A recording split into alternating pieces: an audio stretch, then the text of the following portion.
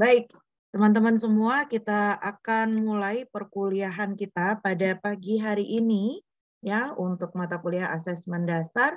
Hari ini kita mulai agak sedikit terlambat, tidak apa-apa, semoga bisa catch up sehingga seluruh agenda kegiatan kita pada pagi hari ini dapat berjalan semuanya ya. Oke, hari ini kita akan membahas mengenai alur dan proses wawancara. Pada pertemuan hari Senin kemarin, kita sudah bahas mengenai jenis-jenis wawancara ya. Kemudian pendekatannya seperti apa? Terstruktur, semi terstruktur, atau tidak terstruktur. Kemudian jenis-jenis juga sudah sempat kita latihkan kemarin. Nah, terkait dengan alur dan proses wawancara ini, ya, kemarin sudah sempat kita singgung sedikit-sedikit begitu ya spoilernya, dan akan insya Allah kita lebih perdalam lagi pada pertemuan pada hari ini. Oke, kebablasan. Nah, ini dia cycles ya, prosesnya seperti apa.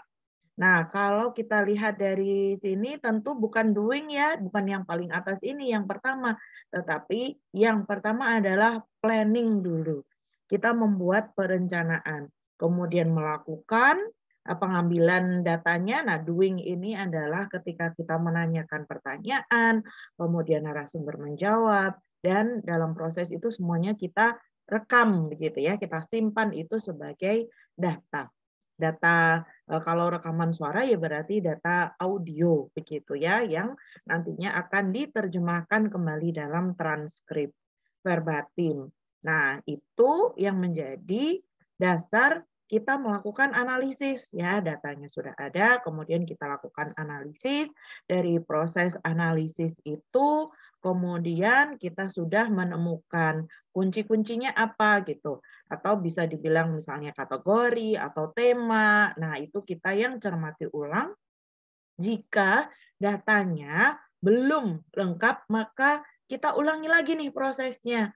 Ya, artinya gini mudahnya, kalau saya kasih contoh, misalnya ini pertemuan pertama, sebelum pertemuan pertama ada rencana besarnya ya, big plan-nya seperti apa, saya mau mengotak siapa, untuk apa, topiknya apa, nanti apa saja yang hendak menjadi pertanyaan dalam proses itu ya. Oke, sesi pertama, bagaimana kita sudah lakukan, kita evaluasi, kita analisis secara singkat terlebih dahulu begitu. Kemudian jika diperlukan kembali, maka kita mengagendakan pertemuan-pertemuan berikutnya sampai data kita ini jenuh gitu ya.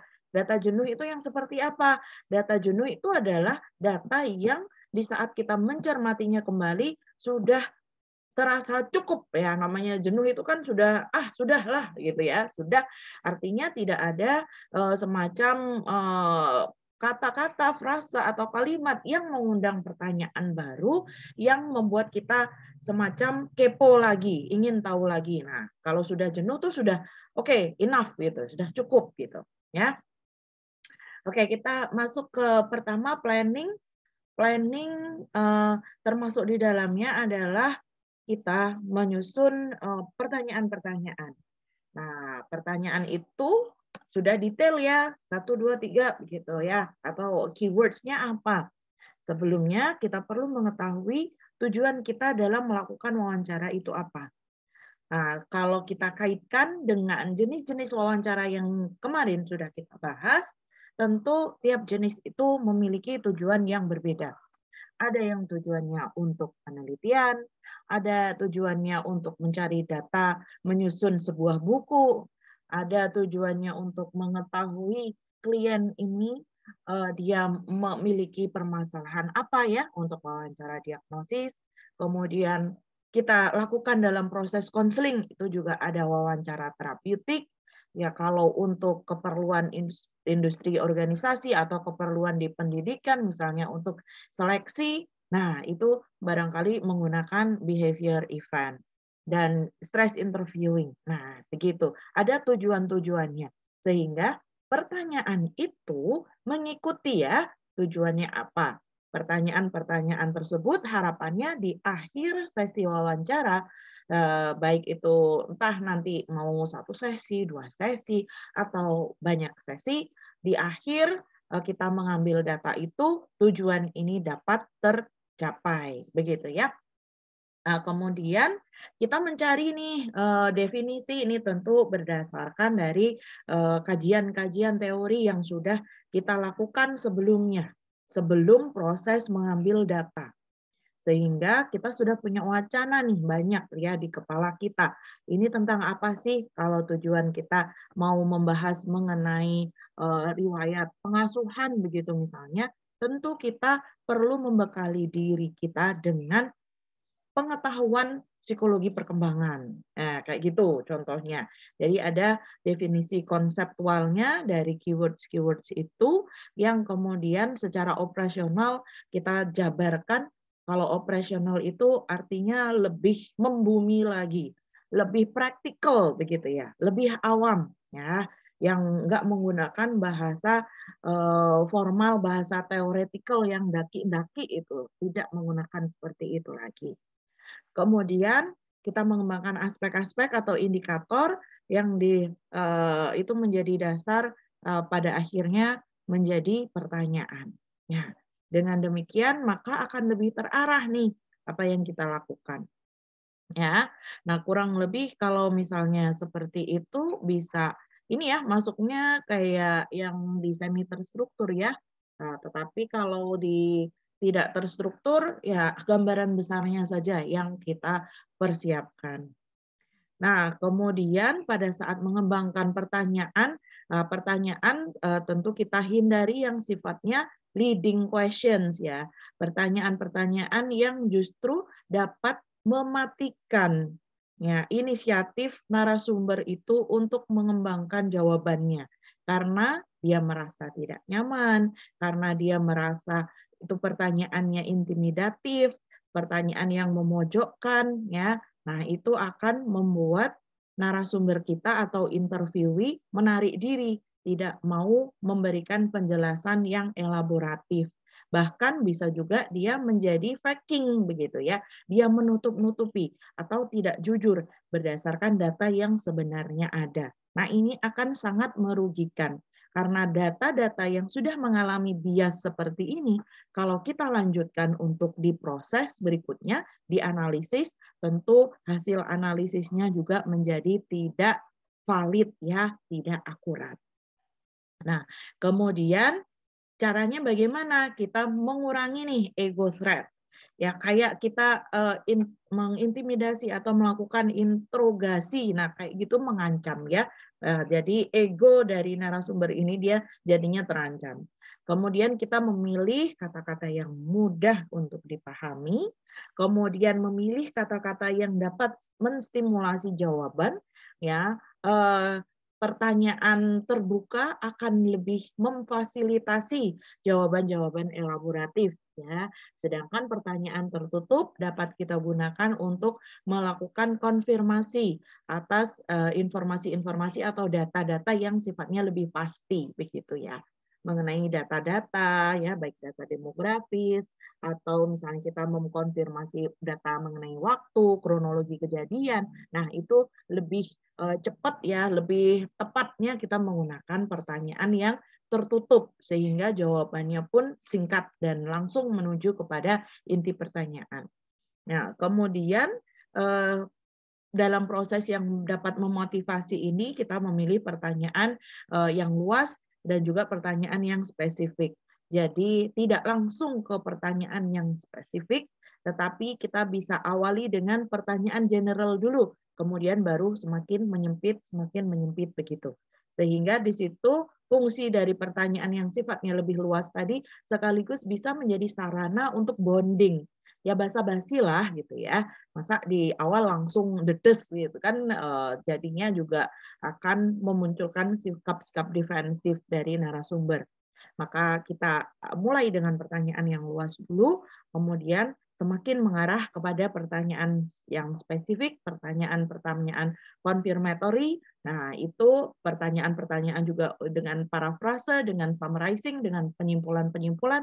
Nah, itu untuk semakin menyamakan pemahaman atau persepsi antara narasumber ya yang sudah menyampaikan data-data tadi itu dengan interviewernya yang menangkap informasi tadi itu. Jadi ada kesepakatan dan kesepamahaman mengenai data yang sudah diperoleh.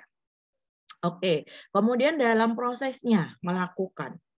Melakukan ini ya gampang-gampang susah gitu ya. Apalagi buat kita yang memiliki kendala misalnya dari sisi verbalisasi kita merasa kita tidak terlalu cakap untuk berbicara begitu ya. Tidak terlalu luas begitu ya, tidak terlalu luas. Maka ini menjadi sarana yang latihan ya, latihan penting sekali untuk teman-teman terutama yang berminat pada bidang kajian menggunakan penelitian-penelitian kualitatif atau teman-teman yang berminat menjadi konselor, menjadi asesor. Nah, ini adalah pengetahuan yang perlu teman-teman pahami dan mulai latihkan sedari dini. Begitu, bagaimana mengembangkan iklim komunikasi ya. Kalau nggak salah di mata kuliah psikologi komunikasi ada juga tuh iklim komunikasi ya. Nah, itu bisa teman-teman gabungkan gitu pengetahuan dari mata kuliah itu dengan mata kuliah ini nanti bisa saling melengkapi begitu ya. Physical setting-nya seperti apa? Terkait dengan pengaturan kursi, penerangan ruangan, suasana, bagaimana metode kita mencatat, ya, bagaimana kita menampilkan atau membawakan diri kita.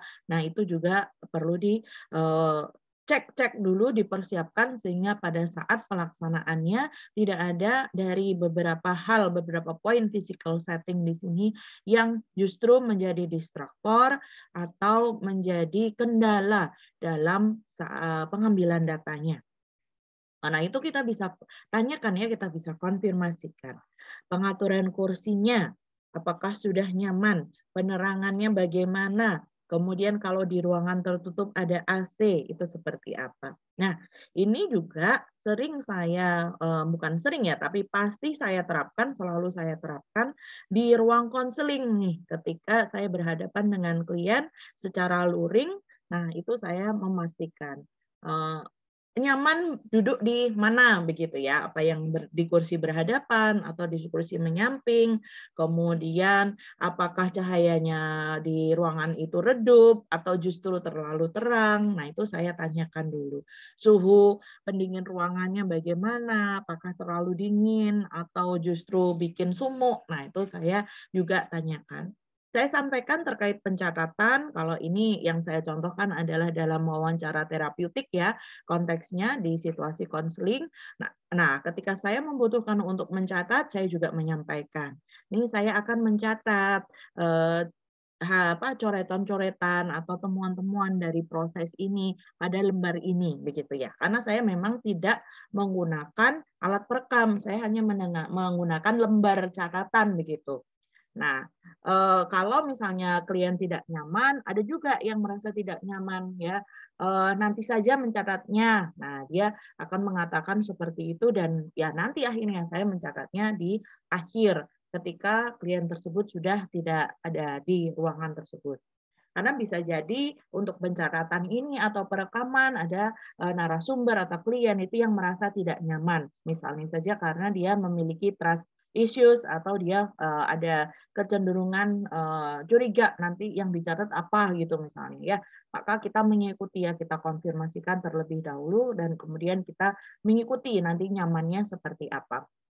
Termasuk penampilan kita sesuaikan ya, formal atau semi formal atau non formal ya, tergantung pada narasumber yang kita wawancarai. Kalau narasumbernya itu tadi kebetulan kita terjun langsung di lapangan ya, tentu kita akan menggunakan kostum lapangan gitu, baju untuk lapangan. Tidak menggunakan setelan jas, ya, sepatu pantofel ya, tentu tidak ya. Tetapi kalau kita melakukan wawancara ini untuk wawancara seleksi kerja, maka kalau kita menuntut interviewee itu formal, maka sebagai interviewer juga menunjukkan attire ya atau ini outfit yang formal. Kemudian verbal setting dan non verbal setting dalam komunikasi merupakan satu paket begitu ya. pesan-pesan verbal maupun nonverbal ini. Verbal berkaitan dengan pemilihan kalimat, penggunaan intonasinya, ya, intonasi tinggi rendahnya nada dan juga pemenggalan, ya, pemenggalan kata dalam kalimat itu juga penting sehingga tidak ada salah pemahaman. Ya, maka kita pun juga belajar untuk mengatur pace, ya, kecepatan kita berbicara dan memahami jeda-jedanya itu di mana ketika menyampaikan sebuah kalimat, apalagi jika kalimat itu cukup panjang, sehingga tidak disalah artikan karena pelafalan yang kita lakukan. Kemudian pemilihan gaya bahasa kita sesuaikan juga. Kalau kita berhadapan dengan anak kecil, tentunya berbeda dengan ketika berhadapan dengan remaja, berhadapan dengan orang dewasa, berhadapan dengan lansia. Kemudian dari sisi kultur juga kita perlu pertimbangkan latar belakang budaya. Kayak gitu ya, kita pilih nih. Kemudian alur pertanyaan tadi sudah sempat saya singgung, kita awali dengan pertanyaan yang umum dulu, pertanyaan yang luas dulu, baru kemudian dengan pertanyaan-pertanyaan yang lebih spesifik. Kemudian perhatikan bahasa nonverbal, bagaimana gestur, ya, bahasa tubuh yang kita perform, kita tunjukkan pada interviewee atau narasumber atau klien kita itu tadi yang juga mendukung. Contoh bahasa tubuh yang agaknya membuat kurang nyaman itu kalau misalnya kita cenderung untuk menutup diri, misalnya dengan tangan yang tangannya bersedekap gitu ya, apa itu ya, kayak gini tuh loh, ya kalau bersedekap kayak pas sholat, bukan, maksud saya yang dengan begini gitu, melipat tangan di dada gitu ya. Nah itu mengesankan berjarak dan mengesankan arogansi. Nah, gitu. Kalau ngomong gini udahlah gitu, nyender pula ini. Terus ngomongnya dagunya agak terangkat ini. Nah, itu kayak songong banget gitu kan ya. Nah, ya mungkin bisa kalau kita melakukan wawancaranya di tongkrongan gitu. Mungkin bisa ya. Kita anak tongkrongan, tongkrongannya sama gitu, melakukan wawancara secara informal gitu ya, kita bisa lah gini, mungkin bersedekap gini, terus jadi gimana lanjutannya? Wah gitu ya. Tapi itu hati-hati sekali kalau kita building reponya kurang kuat ya, kurang mantap, nah itu dapat menjadi sumber kesalahpahaman juga. Baik. Kemudian ekspresi wajah, di wajah kita ada kontak mata ya, kontak mata itu juga perlu di manage dan di maintain ya. Maintaining eye contact itu artinya pandangan kita tidak kemana-mana gitu, kita berfokus pada narasumber itu. Barangkali dia juga misalnya masih agak kiku atau kurang nyaman gitu ya, kita fokusnya bisa diarahkan di area sekitar ini, di area atas ini ya, bisa dialihkan ke alis gitu kan, beda-beda tipis ya, di alis gitu, nggak langsung di bola matanya gitu atau di sekitar dahi sini, tetapi masih ada di area atas di wajah ini gitu. Kemudian facial expression-nya kita juga tunjukkan antusiasme begitu. Antusiasme artinya kita bersemangat ya menyimak ceritanya. Ya, barangkali nanti akan ada pengalaman teman-teman berhadapan dengan narasumber yang talkative gitu ya, banyak sekali ngomongnya dan membuat kalian pusing. Ini jadi gimana nih? Nah, biasanya kalau kelebihan beban, overload gitu ya, itu menyebabkan kita jadi demotivated, kita jadi ngantuk, kita jadi pusing mencerna begitu ya, jadi males. Nah, sebenarnya proses pencatatan tadi itu sangat membantu gitu. Kita mencatat poin-poin yang nantinya bisa kita konfirmasikan ulang gitu ya. Tetapi secara nonverbalnya dengan ada kontak mata itu menunjukkan kontak mata, ekspresi wajah yang ramah itu tadi dan gestur yang mendukung itu menunjukkan bahwa kita antusias dalam menyimak.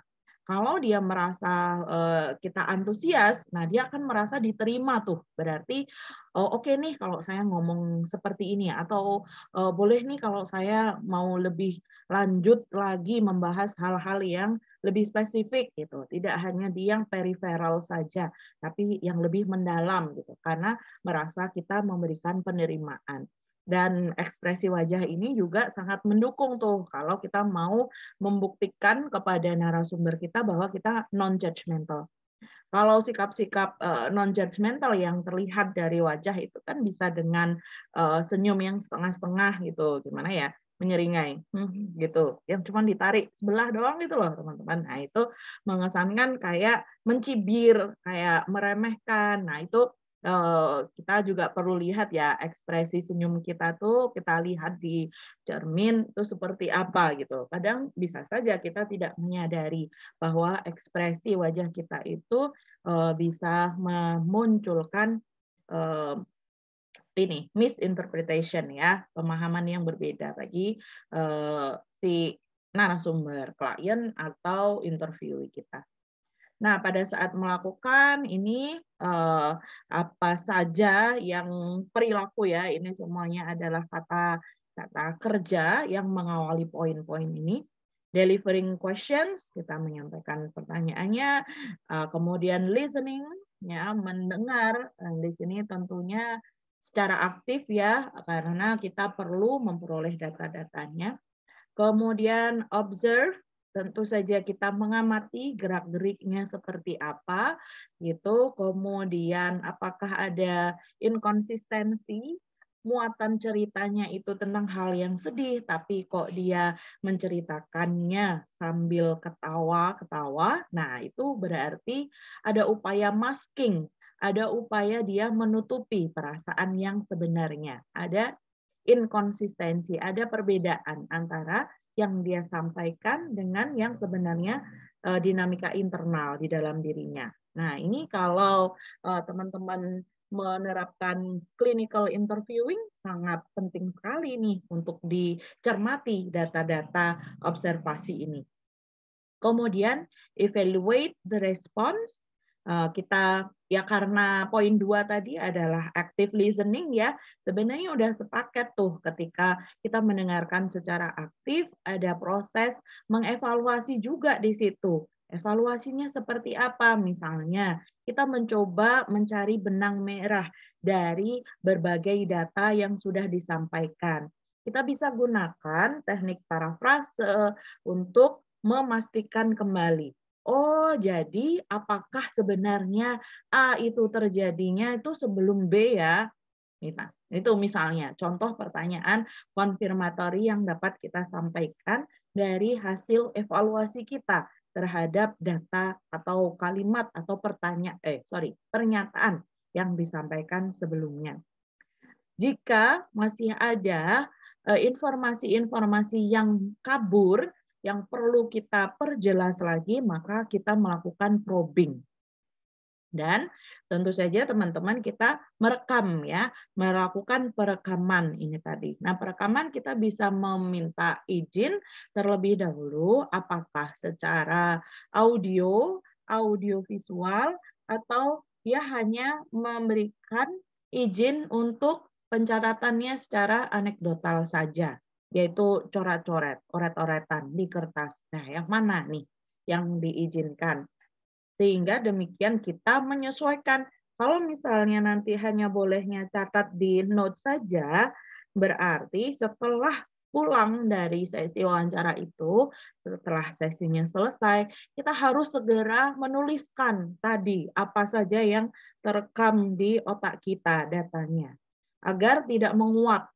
Jika kalian menunda-nunda, maka kemungkinan terjadinya bias juga akan lebih besar. Artinya teman-teman lupa tadi yang benernya apa ya, yang benernya yang A atau B. Nah, padahal sudah tidak bersama dengan narasumber lagi nih untuk melakukan ini apa namanya konfirmasi. Ya, tidak bisa lagi dikonfirmasi. Oke.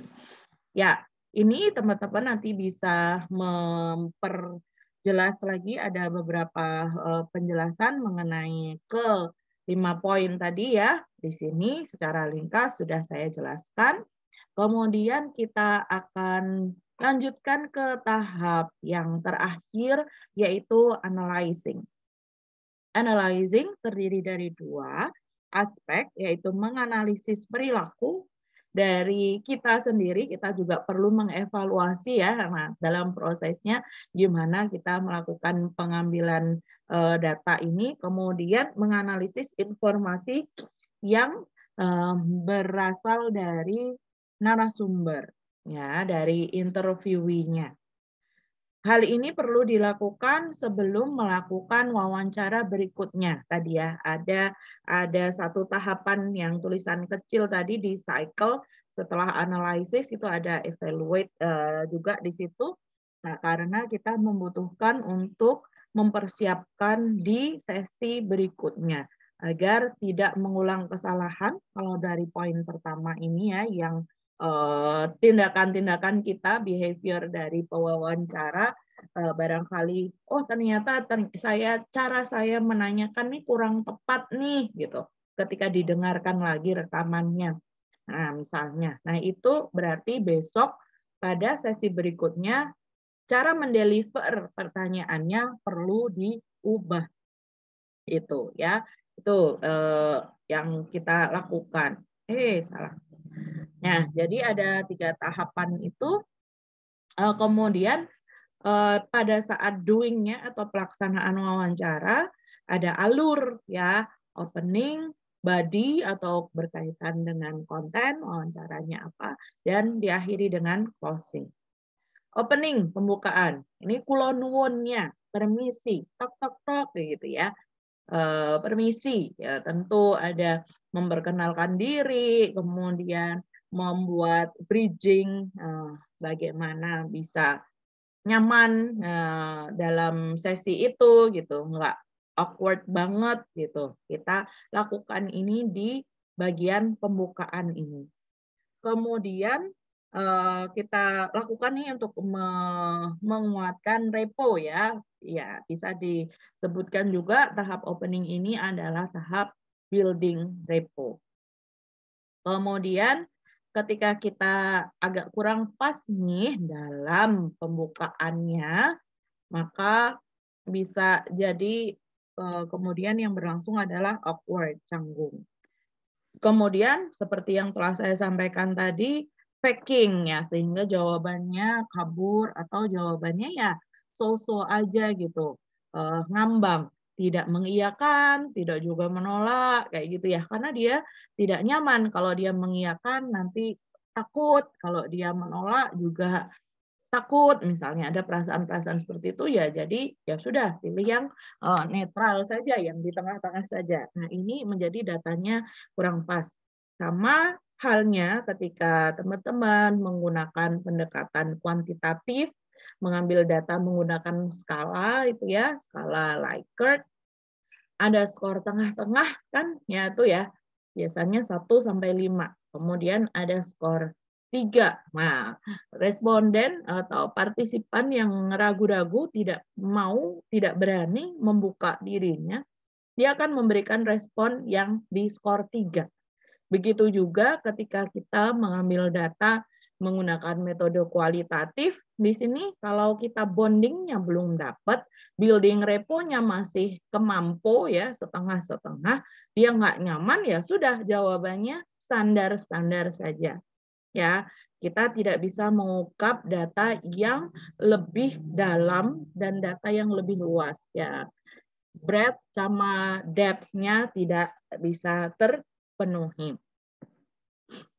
Nah, kemudian 2 langkah dalam pembukaan, ada establish repo tadi, bisa dengan basa-basinya yang paling sering dilakukan orang adalah dengan membahas cuaca, itu dulu ya kan, membahas cuaca. Kemudian membahas aktivitas.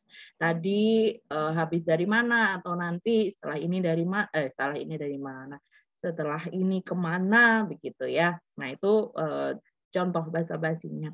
Kemudian kita lanjutkan dengan tujuan, kita memberikan informasi, kita punya waktu berapa lama ya untuk penjelasan ya mengenai agenda yang berlangsung saat itu. Nah, itu juga bisa membentuk kedekatan. Kemudian orientasinya pada pihak yang diwawancarai. Nah, ini pendekatan humanistik nih kalau kalau client centered ya. Kalau dari dalam wawancara terapeutik, nah ini salah satunya nih adalah pendekatan humanistik client centered. Kita berfokus pada narasumber, berfokus pada eh, klien kita itu atau interviewee. Nah, sehingga kita tahan-tahan tuh kalau misalnya ada ketidaksetujuan kita terhadap statement yang disampaikan oleh narasumber kita, ya tidak perlu kemudian dijadikan bantah-bantahan dan akhirnya berdebat dengan narasumber ya.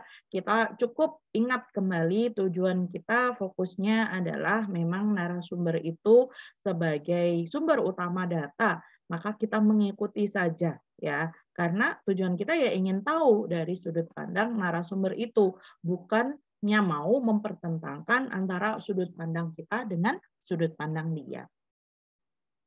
Nah, begitu ya. Ini establish repo tadi penjelasannya, teman-teman dapat baca lagi nanti lebih detailnya, termasuk memberi salam, ya, kemudian pembicaraan-pembicaraan yang menyenangkan lainnya, dan juga mengapresiasi. Ya, itu. Kemudian ini orientasinya tadi, apa saja informasi yang bisa kita sampaikan, ya. Kemudian kita gunakan sudut pandang dari klien tersebut atau narasumber tersebut, gitu. Ini contoh-contohnya. Kemudian kita bisa lihat juga bagaimana tadi secara nonverbal ya. Kalau verbal kan bisa dengan pertanyaan, pernyataan dan pertanyaan dalam bentuk kalimat-kalimat kayak gini. Nah, kalau nonverbal, nah ini yang dimaksud daerah kekuasaan itu adalah pesan nonverbal dari sisi teritori ya, jarak. Jarak umumnya kalau jarak apa namanya yang bukan intimate ya, jarak yang tidak intimate. Kalau intimate itu dengan orang yang kita sudah dekat sekali, misalnya pasangan, anak ya, keluarga dekat. Nah, itu kita bisa dempet-dempetan. Tapi kalau jarak publik, jarak lazimnya orang berbicara, nah itu ya barangkali sekitar 1 sampai dengan 1,5 meter. Nah, gitu.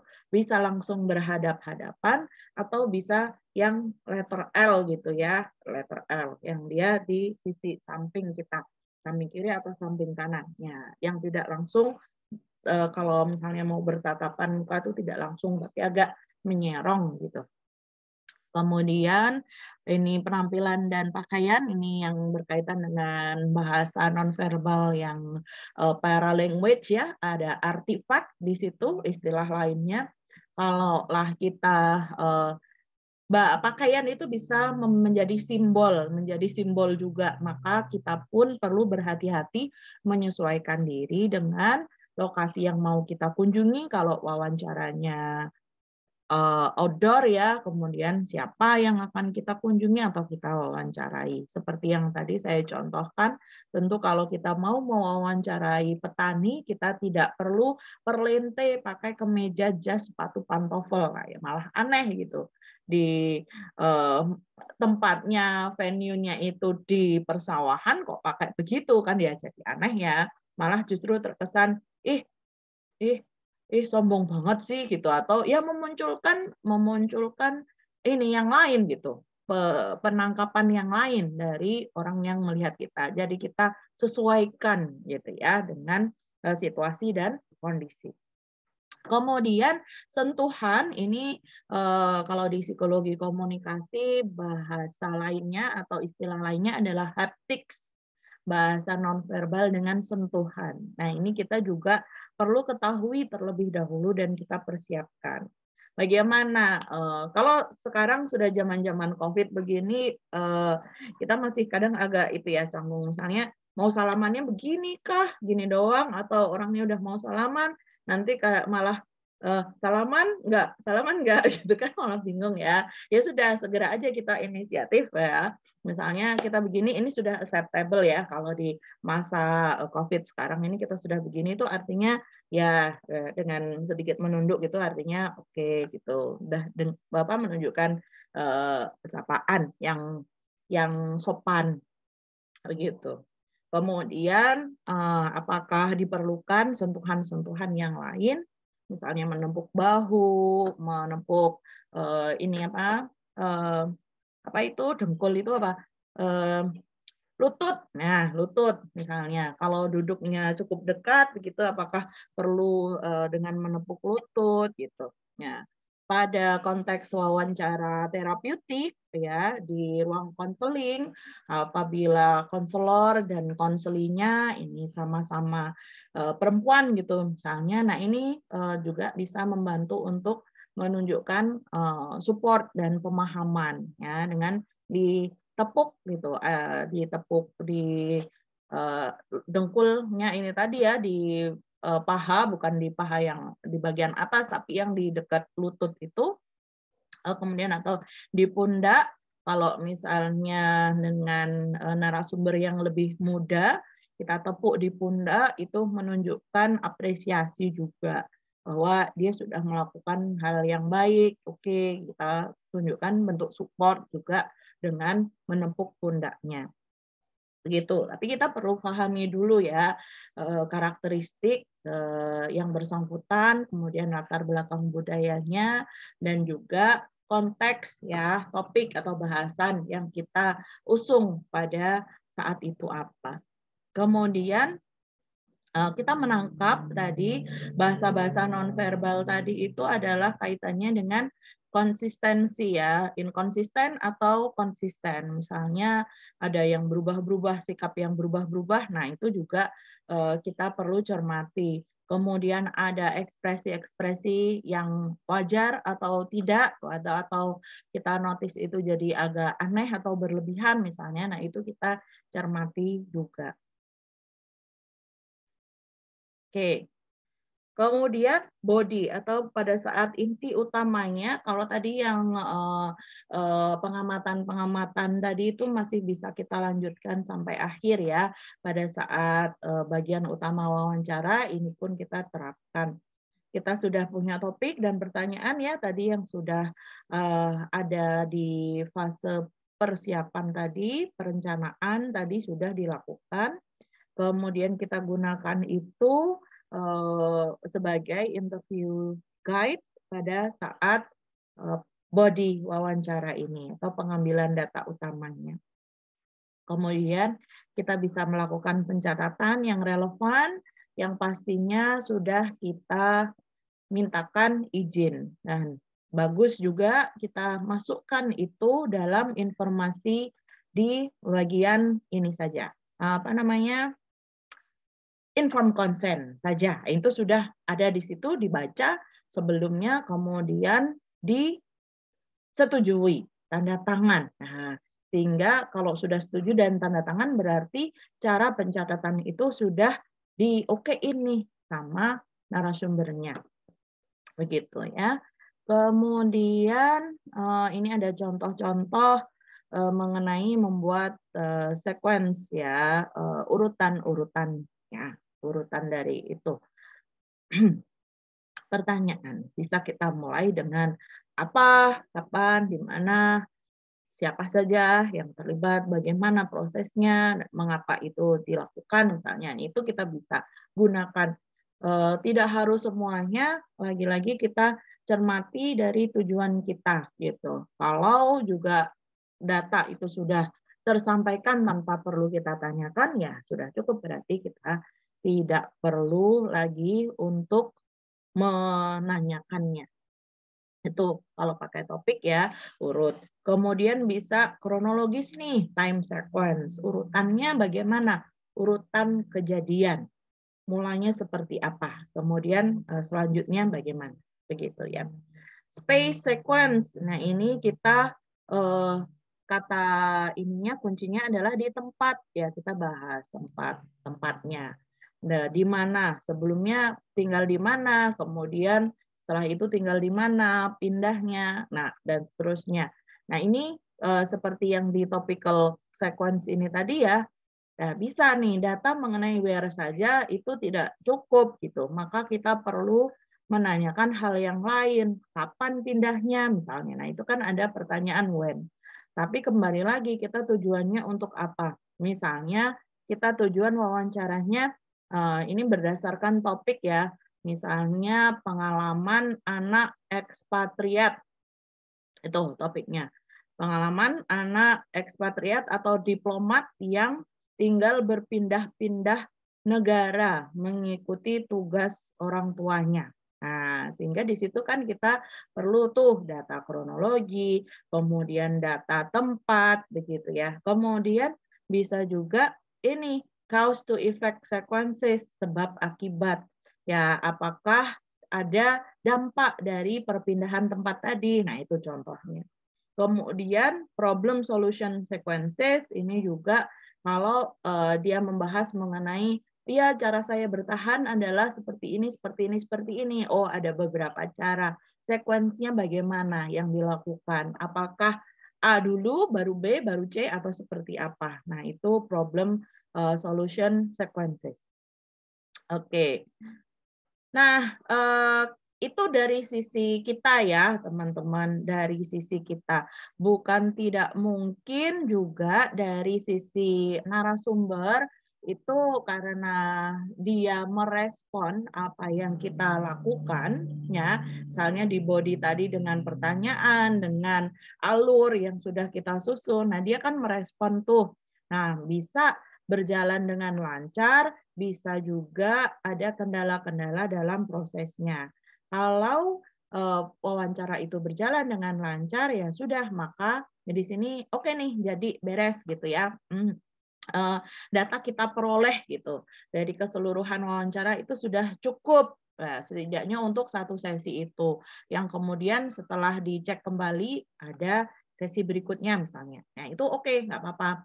Nah, tetapi bisa juga nih, belum sampai pada tahap closing yang kita harapkan, wawancara tidak berjalan dengan baik atau tidak berjalan dengan lancar. Begitu ya. Bisa kan ya? Bisa. Jadi rencananya kita tadi mau mengagendakan 60 menit. Ternyata 30 menit nih udah kayaknya aduh udah nggak nyaman gitu. Misalnya kita bisa lihat dari mana? Lihat dari gestur, dari bahasa tubuh, dari ekspresi wajah, ya, dari kontak mata. Yang paling mudah kita temukan di awal menunjukkan ketidaknyamanan dari narasumber itu adalah gesturnya.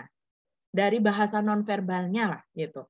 Karena banyak orang yang memilih untuk menggunakan bahasa-bahasa yang aman gitu. Nah, maksudnya nggak berani untuk ngomong secara langsung.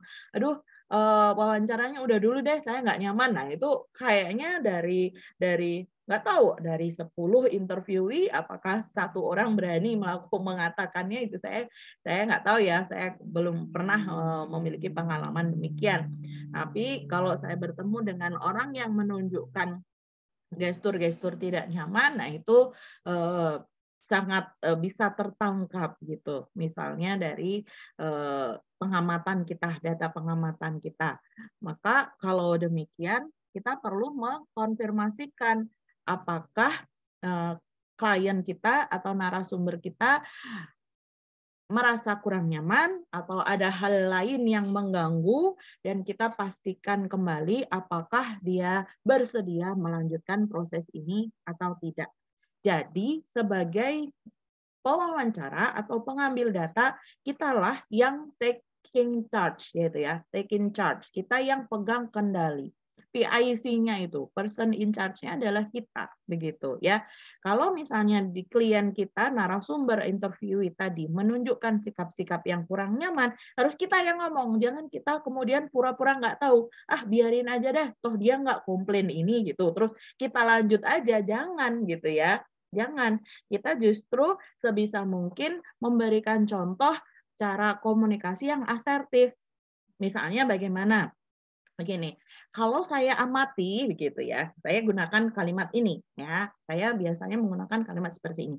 Kalau saya amati ketika kita tadi membahas mengenai keluarga, Anda tampak gelisah. Saya melihatnya dari beberapa kali menggeser posisi duduk, kemudian yang tadinya suaranya bulat jadi agak lirih. Apakah benar yang saya tangkap kalau Anda tidak nyaman membahas mengenai hal itu? Saya tanyakan. Begitu contoh pertanyaannya. Sehingga terkonfirmasi. Kalau dia menjawab, ah enggak sih, enggak apa-apa gitu. Saya akan pastikan lagi. Apakah benar demikian? Sekiranya kita melanjutkan membahas ini, apakah Anda oke? Apakah Anda baik-baik saja? Atau Anda membutuhkan kita break dulu? Itu saya tanyakan. Sehingga dari pertanyaan saya itu tadi, narasumber, klien, atau interviewee, atau orang yang kita wawancara ini juga sadar betul atas konsekuensi dari pilihannya. Kalau dia menjawab, ya nggak apa-apa, ya berarti itulah yang kita pegang. Dia nggak apa-apa kalau kita melanjutkan ke pertanyaan berikutnya. Nah, kalau saja masih nih, karena dia orangnya udah nggak asertif banget gitu ya, udah ditanya jelas kayak gitu, dia tetap tidak bisa memberikan respon gitu, tidak merespon sesuai dengan kondisinya, kita tanyakan lagi gitu.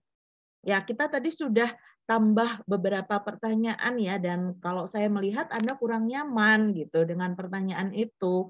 Kalau misalnya kita hentikan wawancaranya di sini dan kita agendakan kembali, kita jadwalkan ulang, apakah itu akan terasa lebih baik buat Anda? Gitu. Kita tanyakan.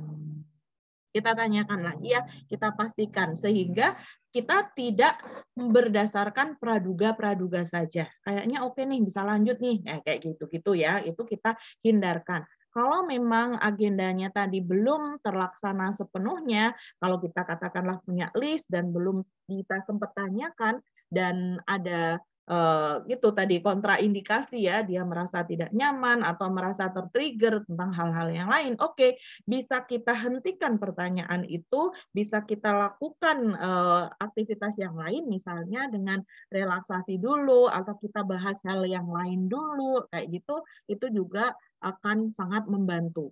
Jadi balik lagi, kita fokusnya adalah kepada narasumber ya, bukan kita yang kayak harus kejar setoran. Pertanyaan ini harus tersampaikan semua, waktunya harus 60 menit ya. Tidak seperti itu. Kita mengikuti ya, kita fleksibel. Ya, kalau kondisinya tidak bisa dipaksakan, kalau situasinya tidak mendukung misalnya, kita perlu berpikir ulang untuk reschedule terkait pengambilan data ini. Barulah kalau memang semuanya sudah oke, sudah kita dapatkan, semua fine-fine aja, happy dengan prosesnya, kita closing nih. Itu ya, closing, kita ucapkan terima kasih gitu, udah selesai proses pengambilan datanya begitu ya. Dan ini penting banget agar tidak terkesan kita oportunis. Kayak kita mau ambil datanya aja, habis itu begitu udah selesai, ye udah selesai, bye-bye gitu, udah nggak kenal lagi. Nah, jangan kayak gitu. Kita tetap perlu menjalin relasi yang baik begitu ya. Kita gunakan justru kesempatannya membangun jejaring sosial, gimana nanti kalau misalnya bisa bekerja sama di proyek yang lain atau untuk keperluan yang lain gitu, relasi sosialnya tetap dikuatkan. Kayak gitu ya, kita melakukan penutup-penutup ini untuk memastikan wawancaranya sudah selesai begitu ya. Kita apresiasi, kita ucapkan terima kasih, kemudian kita berikan summary ya, brief summary. Ini apa saja yang sudah kita peroleh hari ini. Nah, kemudian ini ada contoh-contoh kalimat penutupnya, kemudian non-verbalnya juga ada, misalnya kalau tadinya duduk, kemudian kita berdiri, nah itu menunjukkan sudah selesai. Kemudian kita ulurkan tangan, itu tanda kita kayak mau berpamitan, bersalaman tadi lagi, ya, gitu. Nah, untuk melihat jam agak-agak tricky sih ini karena kayak kurang jelas ya, melihat jam itu artinya bagaimana. Nah, boleh dikuatkan dengan verbal ya, kita melihat jam, kemudian kita restate. Wah, ternyata sudah 1 jam kita bersama, durasinya sudah selesai, sudah habis. Nah, kayak gitu lebih lebih pas. Ya, kita kombinasikan ya memang verbal dan nonverbal ini.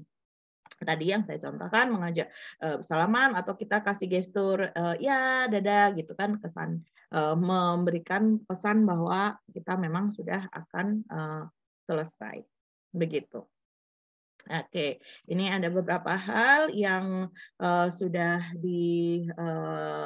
kita tadi sudah menyimak beberapa ya, kemudian ada ini perhatian atau hal-hal yang perlu menjadi pertimbangan teman-teman gitu. Opening, body, dan closing ini sama pentingnya gitu ya. Opening untuk membangun, untuk bridging, membangun hubungan yang baik. Body itu untuk mengarahkan kita mendapatkan data sesuai yang kita butuhkan, dan closing itu apresiasi, kemudian ucapan terima kasih, permohonan maaf atas segala yang tidak berkenan. Nah, itu juga penting kita lakukan untuk menjaga hubungan baik begitu ya.